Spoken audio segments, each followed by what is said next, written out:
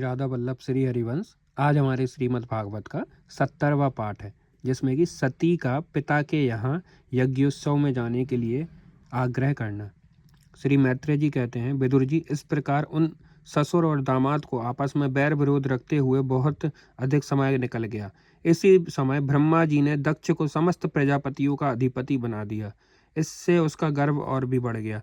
उसने भगवान शंकर आदि ब्रह्मनिष्ठों को यज्ञ भाग न देकर उनका तिरस्कार करते हुए पहले तो वाजपेयी यज्ञ कराया और फिर बृहस्पति सब नाम का यह महायज्ञ आरंभ किया। उस यज्ञोत्सव में सभी ब्रह्मर्षि, देवर्षि, पितर, देवता आदि अपनी अपनी पत्नियों के साथ पधारे। उन सब ने मिलकर वहां मांगलिक कार्य संपन्न किए और दक्ष के द्वारा उन सबका स्वागत सत्कार किया गया। उस समय आकाश मार्ग से जाते हुए देवता आपस में यही यज्ञ की चर्चा करते जाते थे। उनके मुख से दक्ष कुमारी सती ने अपने पिता के घर होने वाले यज्ञ की बात सुन ली। उन्होंने देखा कि हमारे निवास स्थान कैलाश के पास से होकर सब ओर से चंचल नेत्रों वाली गंधर्व और यक्षों की स्त्रियां चमकीले कुंडल और हार पहने खूब सज धज कर अपने अपने पतियों के साथ विमानों पर बैठी उस यज्ञोत्सव में जा रही हैं। इससे उन्हें भी बड़ी उत्सुकता हुई और उन्होंने अपने पति भगवान भूतनाथ से कहा। सती ने कहा, वामदेव, सुना है इस समय आपके ससुर दक्ष प्रजापति के यहाँ बड़ा भारी यज्ञोत्सव हो रहा है। देखिए, ये सब देवता वहीं जा रहे हैं। यदि आपकी इच्छा हो तो हम भी चलें। इस समय अपने आत्मियों से मिलने के लिए मेरी बहनें भी अपने अपने पतियों के सहित वहां अवश्य आवेंगी। मैं चाहती हूँ कि आपके साथ वहां जाकर माता पिता के दिए हुए गहने, कपड़े और उपहार स्वीकार करूं। वहां अपने पतियों से सम्मानित बहनों, मौसियों और स्नेह हृदय जनियों को देखने के लिए मेरा मन बहुत दिनों से उत्सुक है। कल्याणमय इसके सिवा वहां महर्षियों का रचा हुआ श्रेष्ठ यज्ञ भी देखने को मिलेगा। अजन्मा प्रभु, आप जगत की उत्सुकता उत्पत्ति के हेतु हैं। आपकी माया से रचा हुआ यह परम आश्रयमय त्रिगुणात्मक जगत आप में ही भास रहा है, किंतु मैं तो स्त्री स्वभाव होने के कारण आपके तत्व से अनभिज्ञ हूँ और भी बहुत दीन हूँ। इसलिए इस अब समय अपनी जन्मभूमि को देखने के लिए बहुत उत्सुक हो रही हूँ। जन्म रहित नीलकंठ, देखिए इतने में कितनी ही स्त्रियां तो ऐसी हैं जिनका दक्ष से कोई संबंध भी नहीं है, फिर भी वे अपने अपने पतियों के सहित खूब सज धज कर झुंड की झुंड वहां जा रही हैं। वहां जाने वाली इन देवांगनाओं के राजहंस के समान श्वेत विमानों से आकाश मंडल कैसे सुशोभित हो रहा है।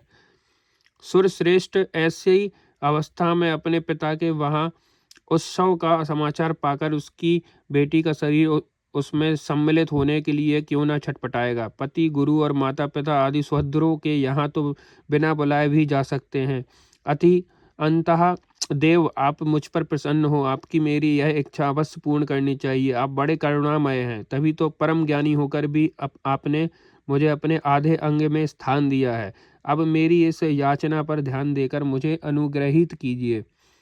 श्री मैत्रेय जी कहते हैं, प्रिय सती जी के इस प्रकार प्रार्थना करने पर अपने आत्मियों का प्रिय करने वाले भगवान शंकर को दक्ष प्रजापति के उन मर्म भेदी दुर्वचनों रूप बाणों का स्मरण हो आया, जो उन्होंने समस्त प्रजापतियों के सामने कहे थे। तब वे हंसकर बोले।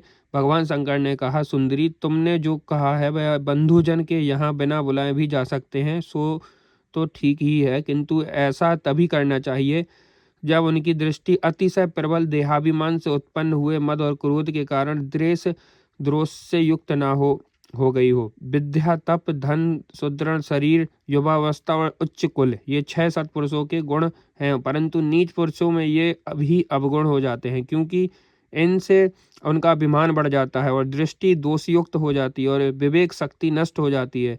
इसी कारण वे महापुरुषों का प्रभाव नहीं देख पाते।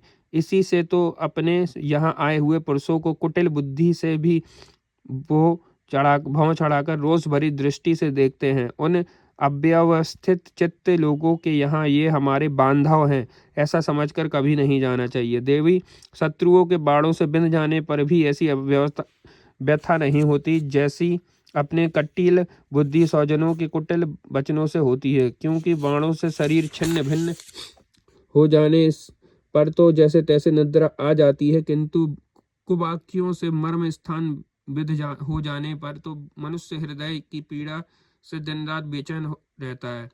सुंदरी, अवश्य ही मैं यह जानता हूँ कि तुम परम परमोन्नति को प्राप्त हुए दक्ष प्रजापतियों को अपनी कन्याओं से सबसे अधिक प्रिय हो, तथापि मेरी आश्रिता होने के कारण तुम्हें अपने पिता के से मान नहीं मिलेगा, क्योंकि मैं मुझसे बहुत जलते हैं।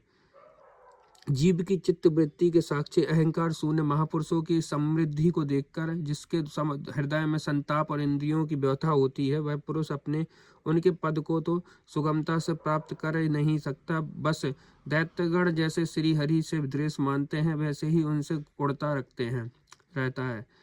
सुमध्य में तुम कह सकती हो कि अपने प्रजापतियों की सभा में उनका आदर क्यों नहीं किया। सो ये सन्मुख हो जाना, नम्रता दिखाना, प्रणाम करना और क्रियाएं जो लोक व्यवहार में परस्पर की जाती हैं, तत्व ज्ञानियों के द्वारा बहुत अच्छे ढंग से की जाती हैं। वे अंतर्यामी रूप से सबके अंतःकरण में स्थित परम पुरुष वासुदेव को ही प्रणाम आदि करते हैं, देहाभिमानी पुरुष को नहीं करते। विशुद्ध अंतःकरण का नाम ही वासुदेव है, क्योंकि उसी में भगवान वासुदेव का अपरोक्ष अनुभव होता है। उस शुद्ध चित्त में स्थित इंद्रियातीत भगवान वासुदेव को ही मैं नमस्कार किया करता हूँ। इसलिए प्रिय, जिसने प्रजापतियों के यज्ञ में मेरे द्वारा कोई अपराध न होने पर भी मेरा कटु वाक्यों से तिरस्कार किया था, वह दक्ष यज्ञपि तुम्हारे शरीर को उत्पन्न करने वाला पिता है, तो भी मेरा शत्रु होने के कारण तुम्हें उसे अथवा और उससे अनुयायियों को देखने का विचार भी नहीं करना चाहिए।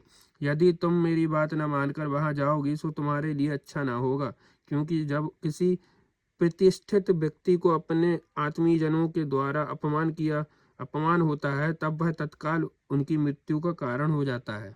श्री कृष्णाम चरण अस्तु।